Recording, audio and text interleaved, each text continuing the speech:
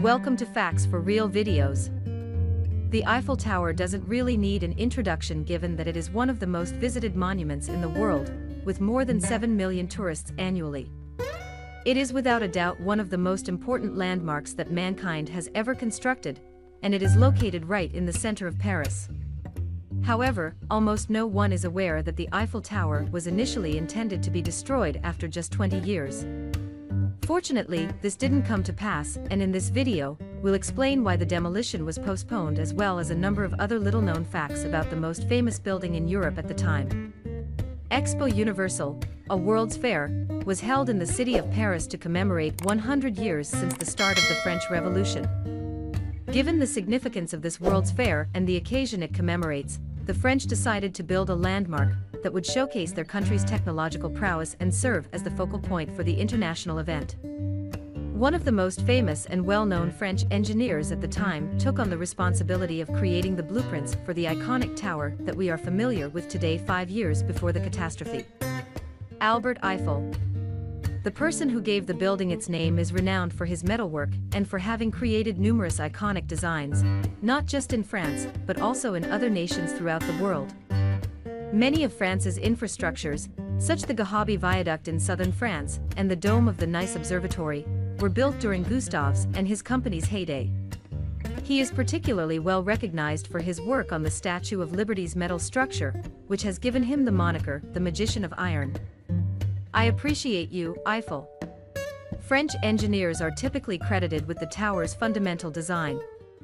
According to Eiffel himself, Maurice Copeland and Émile Nougy were both employed by Gustave's construction company. A wooden structure called served as inspiration for the tower's design. Similar to the famous Parisian, the Lading Observatory was constructed for a World's Fair in New York in 1853. Before the construction of the Eiffel Tower, the Washington Monument in the United States held the record for the tallest man-made structure to have ever been built with a height of 169 meters at the time. Many architects and despite this immense challenge, structural engineers thought that building anything taller than 200 meters would be a monumental effort that would take decades of planning and construction. The 300-meter wrought iron lattice tower Gustave and his team proposed, which had never been attempted before, was granted a contract in January 1887 despite the time period's limited building capabilities. Gustave killed everyone. For the next 20 years, the tower will generate commercial revenue.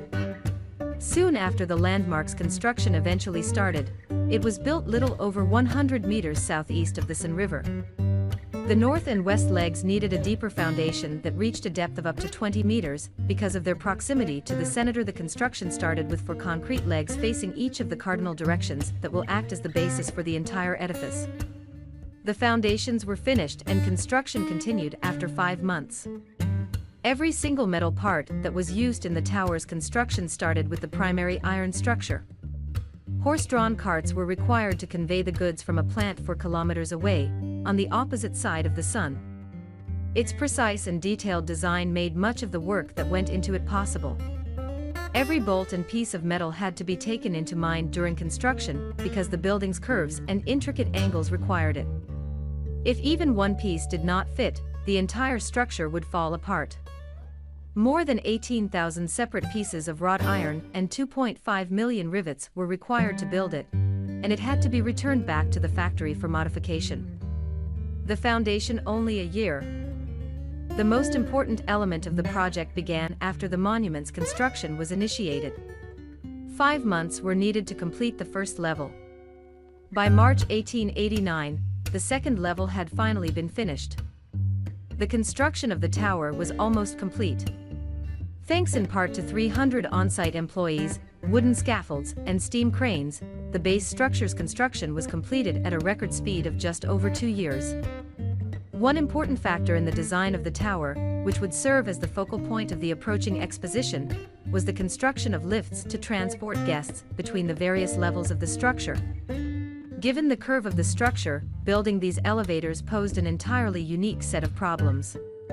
Because of the available technology at the time, it was also impossible to run straight rails inside the tower's legs. Two passengers would swap elevators halfway between the second and third levels in order to reach the uppermost floor, which required a split lift. The top building was completed on March 15, 1889. When it was finished, 2 months before the start of the exposition, the Eiffel Tower surpassed the Washington Monument for the title of tallest man-made building in the world by an amazing 130 meters. Up until the Chrysler's completion, it would continue to hold the record for highest building in the world. A structure in New York City that is 320 meters tall overall. Despite the Eiffel Tower's initial success during the Universal Exposition, where over 2 million people visited the landmark in person, the total project cost $7.8 million francs, or more than $80 million in today's terms, to build. Actually, by 1909, it was only intended to last for 20 years. The building and the surrounding area would be returned to the city of Paris. However, as stipulated in the initial arrangement for the exposition, the tower was then to be demolished. The 300-meter monument quickly showed that it could be used for a lot more than what it was first intended for. The project's 20-year lifespan was about to expire. As the tallest man-made structure in the world, it had become obvious that the tower had developed into a tremendous asset for radiotelegraphy, communications, meteorology, astronomy, and so much more. By the start of the 20th century, it had developed into a superb location for undertaking astronomical and meteorological research. Even a permanent subterranean radio center was constructed close to the south pillar, and the tower was frequently utilized as a radio transmitter. As a result, the French government granted permission for it to continue standing. The threat to the Eiffel Tower's existence didn't begin with the 1909 deadline. In fact, even before it was finished, numerous artists and, for one, architects argued that no building had ever been built that was taller than 200 meters, let alone 300. Many believed Gustave's plan was too ambitious and impractical. Another criticism that some Parisians had for the project was that they thought it would undermine and threaten the aesthetic of the city. That a huge iron tower in the midst of Paris would end up being an eyesore, according to some well-known artists. Although the Eiffel Tower continues to be one of the most notable and well-known structures in the entire world, there are still a few lesser-known secrets about it that not many people have heard of before. One such lesser-known fact about is that it contains the skeleton of a belfry. It is the 100-square-meter secret apartment, which was designed by Gustave Eiffel, and is located at the very top. He intended for this flat to be his own private sanctuary, where he could host distinguished guests and carry out experiments. Only a select few world-famous scientists, who had been personally invited by Gustave, had ever entered the flat, which could only be reached through a narrow spiral staircase. Because of its advantageous location. For him to rent the room out, numerous people made generous offers. However, he never consented. This apartment is currently accessible to the general public, and includes a replica of how it would have appeared in the late 1800s. Up until the First and Second World Wars, the Eiffel Tower kept evolving into a public communications tower in the early 1900s. Near the end of the Second World War, Hitler ordered one of his generals, Dietrich, to raise the tower along with the rest of the city to the ground, disobeying direct orders from Hitler. It had to be shut down during the First World War because it was used as a signal jammer against German radio communications, severely hindering their long-range broadcast capabilities by 1944. He made the decision to hand over the city to the Allied forces as a result of his deeds. Coltitz is frequently referred to as Paris's rescuer. Millions of tourists visited the Eiffel Tower as a major tourist destination by 1964 after serving as a radio and television station after World War II. Beginning in 1968, the French Ministry of Cultural Affairs formally designated it as a historical monument. A dedicated painter has been regularly painting the main framework. In order to keep both its aesthetic design and to stop the iron from rusting, the Eiffel Tower was painted with a blended color known as Eiffel Tower Brown. This unique coat of paint actually comes in 3 shades that, from top to bottom, gradually get darker. To guarantee that the monument would perfectly match the color of the Parisian sky, in 1989, this was done. To mark the tower's 100th anniversary, a unique lighting display was put in place over time. With the millions of images of the sights at night that have been posted online, these same lights have become just as iconic as the landmark itself. But did you know that the lighting on the Eiffel Tower is really covered by copyright? There is no established legal precedence that forbids the average person from uploading photos of the unique lights. According to the Eiffel Tower Running Company, publishing or disseminating photos of the illuminated building for commercial purposes is prohibited since the lights are a distinct work of art with their own copyright. With an estimated 7 million visitors per year, the Eiffel Tower is one of, if not the most famous monument in the entire world. The interior design of its 3 levels has also undergone significant changes since the tower's construction in 1889.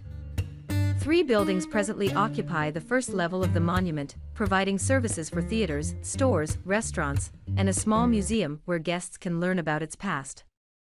Additionally, a glass floor runs down the middle of the first level, allowing visitors to gaze down directly onto the ground. 2 observation decks, as well as the Jules Verne restaurant, are located on the second floor. Given the age of the Eiffel Tower and the numerous events that it has already experienced over the past century, an essential question needs to be addressed. The 3rd story houses Gustave Eiffel's secret apartment and the tallest public observation deck in the European Union. How much longer it can last?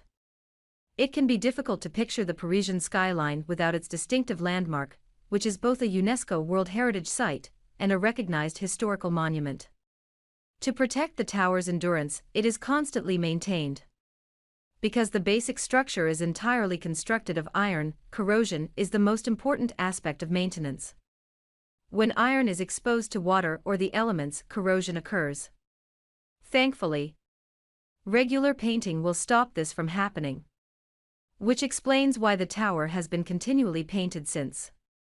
It was completed 130 years ago, but there is another tendency that could gradually demolish this ancient site. The continual heating and cooling of the structure is caused by time. Exposure to the sun's heat causes exposed metal to gently expand throughout the day and at night.